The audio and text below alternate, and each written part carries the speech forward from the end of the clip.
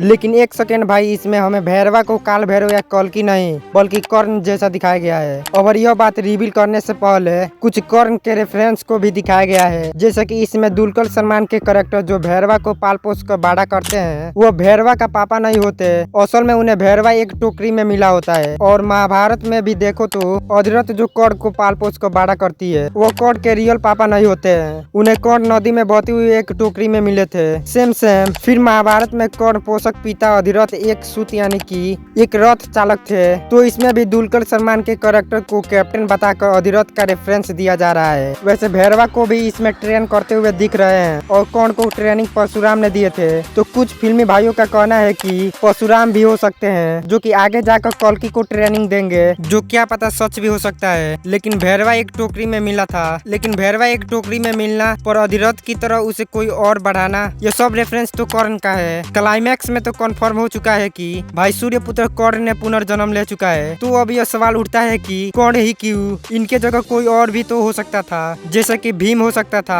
अर्जुन हो सकता था, या मेकर्स चाहते तो किसी और का पुनर्जन्म करा सकते थे, या भैरवा को किसी चिरंजीवी के जैसा भी दिखा सकते थे। पर नहीं, वो भैरवा को कर्ण ही क्यों दिखाए। यह मूवी का एक बहुत बड़ा ट्विस्ट था, क्योंकि 3-4 सालों से यह मूवी बन रही है पर किसी ने इसके बारे में सोचा तक नहीं था। सब बोल रहे थे कि प्रभास कल्कि होंगे या काल भैरव होंगे, और मूवी आने के बाद सारी थ्योरी पर पानी फेर दिए मेकर्स, क्योंकि भाई अर्जुन के गांडीव धनुष भगवान से लिंक था। इसमें काउंसलर बानी भी यह बोलते हुए दिख रहा है कि भगवान जब इस धरती पर रहते थे तो अब यह अस्त्र बना था, और जब भगवान चले गए तो इसकी शक्तियाँ भी उनके साथ चली गई, और अब इसकी शक्तियाँ वापस आ गई है, यानी कि भगवान भी आ गए हैं। तो हाँ, यह बात तो सच है। जब श्री कृष्ण जी अंत में शरीर त्याग दिए थे तो उनके साथ गांडीव की पावर भी चला गया था। कई ज्ञानी लोग कहते हैं कि उसके बाद अर्जुन गांडीव को उठा भी नहीं पा रहे थे, तो वो उससे वहीं छोड़ दिए। श्री कृष्ण जी के जाने के बाद वो गांडीव को हाथ भी नहीं लगाए। और अब जब 6000 साल बाद भगवान कल्कि अवतार लेकर आने का संकेत मिलता है, वो संकेत को देखकर अश्वत्थामा जी मणि धारण कर लेते हैं। तब उसी समय यह गांडीव धनुष भी एक्टिव हो जाता है, मतलब भगवान आने के साथ इस धनुष की पावर भी वापस आ जाता है। भाई काउंसलर्स बानी एकदम सही था, लेकिन गड़बड़ी यहाँ यह हो जाती है कि तब गांडीव धनुष सुप्रीम यास्किन के पास ही होता है। मतलब यहाँ श्री कृष्ण जी के कही गई बातें सच हो जाता है। स्टार्टिंग में आपने देखा होगा श्री कृष्ण जी अश्वत्थामा जी को बोल रहे थे कि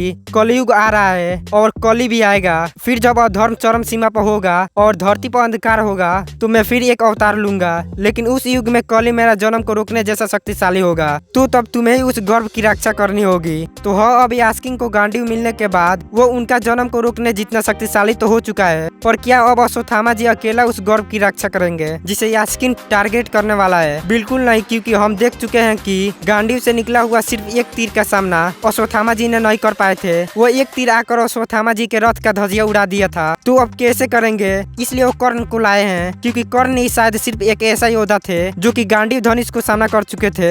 इसका एंडिंग में हमें अर्जुन और कर्ण की एक युद्ध भी दिखाया गया है। उस युद्ध में अगर श्री कृष्ण जी अर्जुन के साथ न होते तो शायद कर्ण अर्जुन को हरा भी देते, पर क्या करे, कर्ण का अंत वैसे ही लिखा था। उन्हें 2 श्राप मिला था। पहला श्राप परशुराम जी से, परशुराम जी सिर्फ ब्राह्मण लोग को अपना शिष्य बनाते हैं, लेकिन कर्ण ने एक क्षत्रिय होकर भी अपने आप को ब्राह्मण बता के परशुराम जी के पास जाकर ट्रेनिंग शुरू की। तो जब परशुराम जी को यह बात पता चलती है तो वो कर्ण को श्राप दिए कि जब उसे अपनी आश्चर्य स्किल की सबसे ज्यादा जरूरत होगी तब वो अपने ट्रेनिंग भूल जाएंगे। और दूसरा श्राप भूमि देवी से मिली थी कि रणभूमि में तुम बहुत मुश्किल स्थिति में होगे, तब तुम्हारा रथ इतना गहरा धंस जाएगा कि तुम उसे बाहर नहीं निकाल पाओगे, हेल्पलेस हो जाओगे। और यही 2 श्राप के कारण कर्ण की मृत्यु होती है। जब भूमि पर उनका रथ की पहिया धंस जाता है और वो अपने तीरंदाजी स्किल भूल जाते हैं, तो वो नीचे उतर कर पहिया को निकालने की कोशिश करते हैं, पर तभी मारे जाते हैं। नहीं तो उस युद्ध में ये भी अर्जुन को हरा सकते थे। मतलब जिस अर्जुन के गांडीव का सामना कोई देवता या गंधर्व भी नहीं कर सकते, उस गांडीव का सामना यह कर्ण कर सकते थे। इसलिए वो कर्ण को लाए ताकि यास्किन गांडीव धनुष चलाते समय कर्ण अश्वत्थामा जी की मदद कर पाए। और यह बात का हिंट वो कर्ण वाले ट्विस्ट रिवील करते टाइम भी देते हैं। भाई महाभारत के युद्ध में हमने देखा अश्वत्थामा जी जब गांडीव धनुष की वार से हार रहे थे तो अभी सूर्यपुत्र कर्ण ने एंट्री मारते हैं और अश्वत्थामा जी के बचा के गांडीवधारी अर्जुन से वो खुद भिड़ जाते हैं। और कल्कि का एंडिंग में भी हमने देखा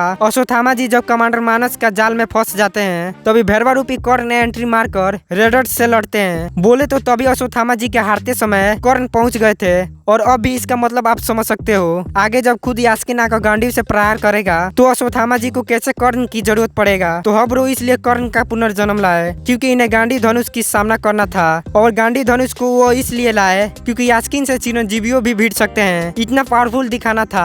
अब अगर उसके पास ऐसा बड़ा कोई दिव्य अस्त्र न हो तो सिर्फ वो आज के टाइम के टेक्नोलॉजी से वो थोड़ी न चिरंजीवियों से पंगा कर पाएगा।